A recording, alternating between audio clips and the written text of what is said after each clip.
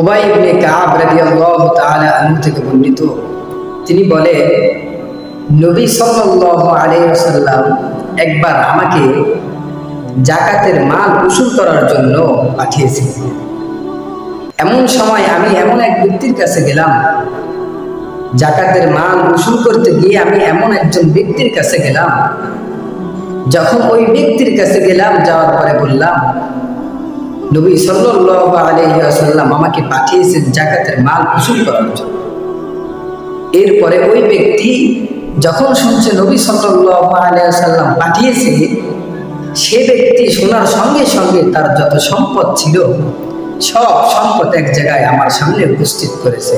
উপস্থিত করে বলতেছে, এর মধ্যে থেকে হিসাব করে যতটুকু যাকাতের মাল আমার উপরে ওয়াজিব হয়েছে আপনি সেগুলো নিয়ে যান।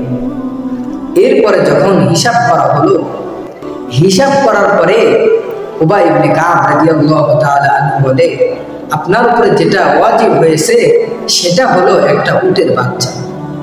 যখন উবাই ইবনে কাব রাদিয়াল্লাহু তাআলা আনহুর এই কথা ওই ব্যক্তি শোনার পরে সে বলতেছে, এই ছোট্ট উটের বাচ্চা দিয়ে তো দুধের কাজেও আসবে না, বোঝা বহন করার কাজেও আসবে না, কোনো উপকারের কাজেই আসবে না।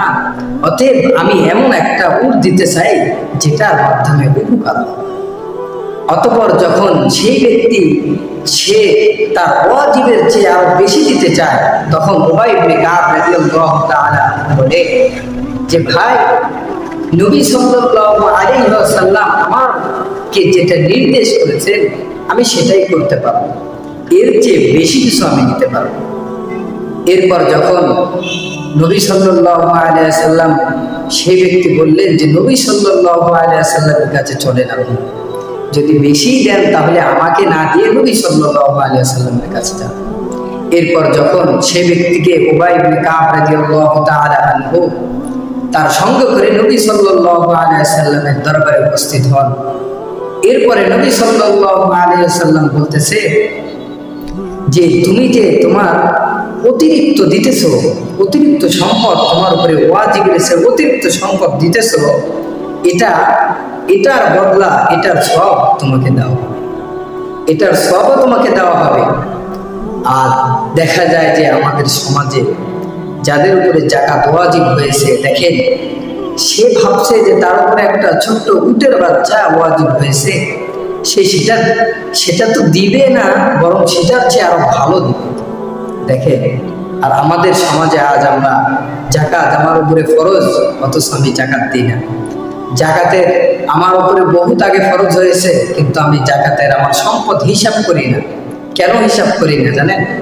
যদি হিসাব করি তাহলে আমার যাকাত দিতে হবে, আমার যাকাত দিতে হবে, আর যাকাত দিলে আমার অর্থ কমে যাবে, আমার সম্পদ কমে যাবে, আমার টাকা পয়সা ধন দৌলত সব কমে যাবে। দেখেন আল্লাহ রাব্বুল আলামিন বলে, ফাযকুরুনি আযকুরুকুম ওয়াশকুরুলি ওয়ালা তাকফুরুন। বান্দা, তুমি আমাকে স্মরণ করো, আমি তোমাকে স্মরণ করব। ওয়াশকুরুলি ওয়ালা তাকফুরুন, ফাযকুরুনি আযকুরুকুম। তুমি আমাকে স্মরণ করো, আমি আল্লাহ তোমাকে স্মরণ করব। আল্লাহ রাব্বুল আলামিন বলে, তুমি যাকাত তোমার উপরে ওয়াজিব হয়েছে, তুমি যাকাত দাও, তোমার যাকাতের মাল কমে যাবে এমন ভাবতেছো, তোমার মালকে আমি আরো বৃদ্ধি করে দেব। অথচ আমি আপনি আমার টাকা অর্থ সম্পদ কমে যাবে দেখে যাকাত দিব। দেখে আপনি ভাবতেছেন আপনার অর্থ সম্পদ কমে যাবে, আর আল্লাহ বলেছে আপনার সম্পদ বৃদ্ধি হবে, তাহলে আপনি কোনটা করবেন? দেখেন আমাদের সমাজে অনেকে আছে যে টাকা পয়সা অর্থ সম্পদ তার উপরে ওয়াজিব, কিন্তু সে ওয়াজিব তো পালন করে না। এরপরও যদি কোথাও বাধ্য হয় দান করার জন্য, সে দান করে ভাবে যে, নিয়ত করে যে এটাই আমি আমার যাকাত দিয়ে দিলাম। আফসোস, যেটা তার উপরে ওয়াজিব ছিল সেটা তো করেই না, বরং সাধারণ দানকে যাকাতের মাল হিসাবে সে পরিণত করে।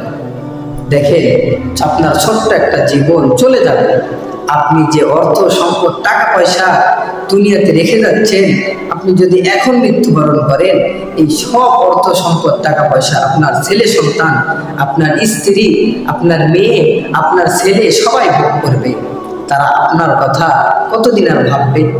হয়তো একদিন, 2 দিন, 3 দিন, 4 দিন, 5 দিন, অল্প কয়েকদিন আপনার কথা ভাববে, এরপরে সবাই আপনাকে ভুলে যাবে। এরপরে সবাই আপনাকে ভুলে যাবে, সবাই আপনাকে ভুলে যাবে। আপনার চিন্তা আপনারই করতে হবে। অতএব আপনি কার জন্য অর্থ সম্পদ রাখতেছেন? যেটা আপনার উপরে ওয়াজিব সেটা আপনার দিতেই হবে। কারণ আপনি আজ আছেন, কাল নাও থাকতে পারেন। এখন আছি, একটু পরে আমরা নাও থাকতে পারি। এখন আমি কথা বলতেছি, একটু পরে কথা নাও বলতে পারি। এই জন্য দুনিয়ার জীবন ছোট্ট একটা জীবন। এই জীবনের জন্য আপনি আপনার পরকালের জীবনকে নষ্ট করবেন। দেখেন, হাসরের মাঠে একজন স্ত্রী তার স্বামীর কাছে যাবে একটা নেকির জন্য। স্বামী বলবে যে দুনিয়াতে আমি কখনো বিয়ে করি নাই, আমার স্ত্রী ছিল না।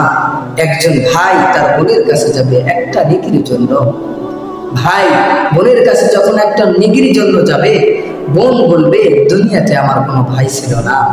এরপরে আবার বোন ভাইয়ের কাছে যাবে একটা নেকির জন্য, ভাই বলবে দুনিয়াতে আমার কোনো বোন ছিল না। স্বামী যাবে স্ত্রীর কাছে, স্ত্রী বলবে আমার কোনো স্বামী ছিল না। স্ত্রী যাবে স্বামীর কাছে, স্বামী বলবে আমার কোনো স্ত্রী ছিল না। বাবা যাবে ছেলের কাছে যে বাবা আমাকে একটা নেকি দাও। ছেলে বলবে পৃথিবীতে আমার কোনো বাবা মা ছিল না। মা যাবে তার ছেলের কাছে, সন্তানের কাছে, সন্তান বলবে আমার মা ছিল না।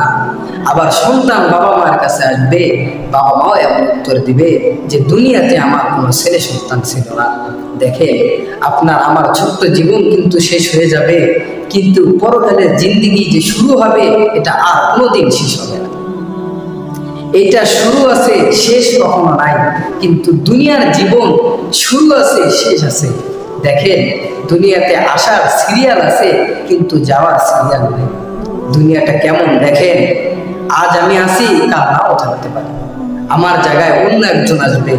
আপনি আপনার যে বাড়ির মালিক, যে গাড়ির মালিক, এই গাড়ি আপনি যদি মৃত্যুবরণ করেন, এই গাড়ির মালিক অন্য একজন হবে।